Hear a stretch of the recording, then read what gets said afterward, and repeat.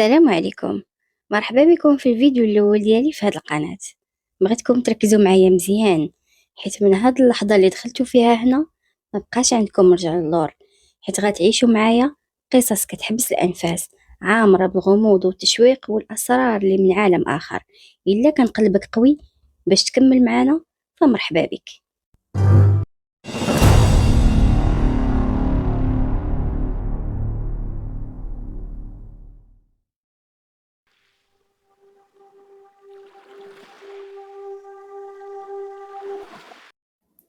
البحر فيه جمال ما كيتوصفش، وفيه اسرار اللي ما كيتحلوش.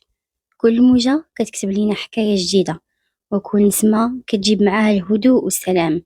وهاد القصة اللي غادي نعاود لكم اليوم ماشي أسطورة من الأساطير، بالعكس هذه قصة حقيقية من القصص اللي وقعوا في بحر من البحورة ديال المغرب ديالنا، واللي هو البحر ديال سيدي فني، والناس كانوا تيسميوها عروسة البحر.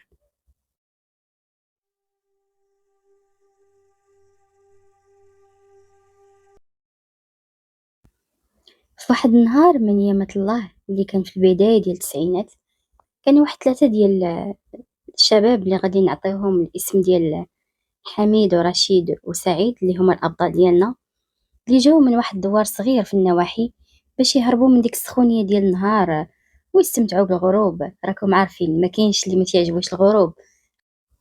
البحر كان هادئ والسما كانت صافيه، ولكن وسط هذاك الهدوء اللي كان طاغي على المكان، سعيد كان واقف وساكت. شافوا حميد وهو يقرب عنده ويقول ليه: مالك يا صاحبي، فين سهيتي؟ رد عليه سعيد وهو عينيه مركزين في البحر ويقول ليه: واش ما كتشوفش هذيك المراه اللي واقفه وسط الماء؟ راه هي كصاحبي، راه هي كتشير ليا بيديها باش نمشي عندها. رشيد ضحك وهو يقول ليه: اش كتقول اصاحبي، واش سطيتي ولا مالك؟ ما كاين حتى شي واحد.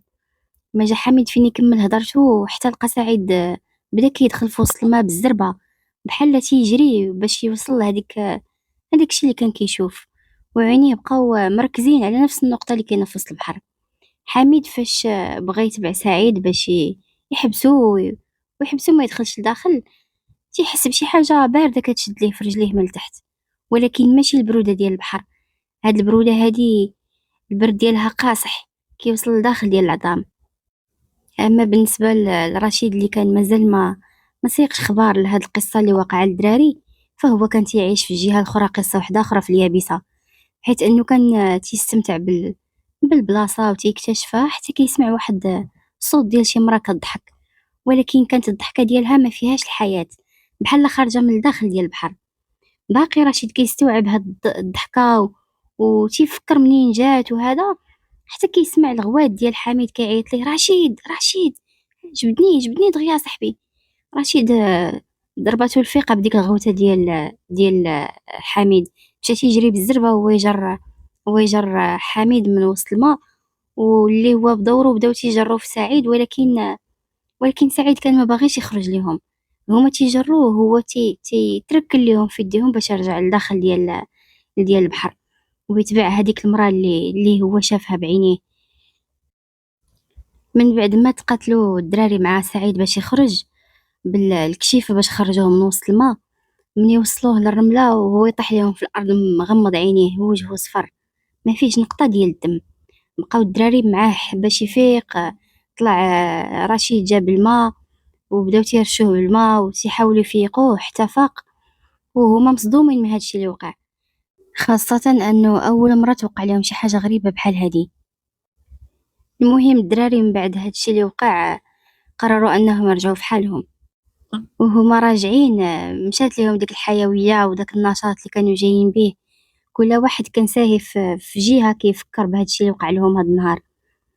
ملي وصلوا الدراري لديورهم كل واحد دخل لدارو. سعيد دخل ديريكت للدار ودخل ديريكت لبيتو وطاح طيحة وحدة، نعس نعسة وحدة، ولكن الليلة ديالو ما كانتش سهلة حيت ما قدرش يفيق. بقى غير كيهضر وهو ناعس بحال شي واحد اللي كتكون فيه سخانة وتيبقى يهلوس، بحال هكا كانت النعسة ديالو، ناعس وتيهلوس وتيقول كلمة وحدة اللي هي عينيها اللي كانت خضرا، عينيها اللي كانت خضرا. بقى كيعاود في هاد الكلام الليل كامل. والنهار الثاني كذلك كانت الليلة ديالو ماشي احسن من الليلة الاولى. والنعاس ديالو كان كفس من الليلة الأولانية، حيت هاد المرة كان تيحلم براسو بأنه كيحاول يرجع للما، وبقى كيدابز في وسط الحلمة بأنه باغي يرجع للما. المهم الدراري من بعد هادشي اللي طرا ليهم بقاو شي أيام كل واحد منعزل في الدار، حتى لواحد النهار اللي قرروا أنهم يتجمعوا ويرجعوا للبحر، لربما يلقاو شي صيادة تما يسولوهم، أولا يلقاو شي واحد اللي يفك ليهم الخيوط ديال هاد اللغز. وبالفعل الدراري وصلوا للبحر وبقاو كيدوروا، لربما بان ليهم شي واحد اللي غادي يعاونهم، وهما هكا كيدوروا حتى كيبان لهم واحد الصياد اللي كان تيبان كبير في العمر وتيبان بأنه المهنة ما دات منه عمر كبير. هما يقربوا لعندو وهما ساكتين تيشوفوا في بعضياتهم. هذاك السيد شافهم وهو يقول لهم مرحبا بكم، ياك ما بغيتوني نعاونكم شي حاجة وليداتي. بقاو ساكتين واحد الثواني قليلة، عاد نقز سعيد وهو يبدا تيعاود ليه على القصة اللي وقعت ليهم واللي عاودتها لكم من الأول.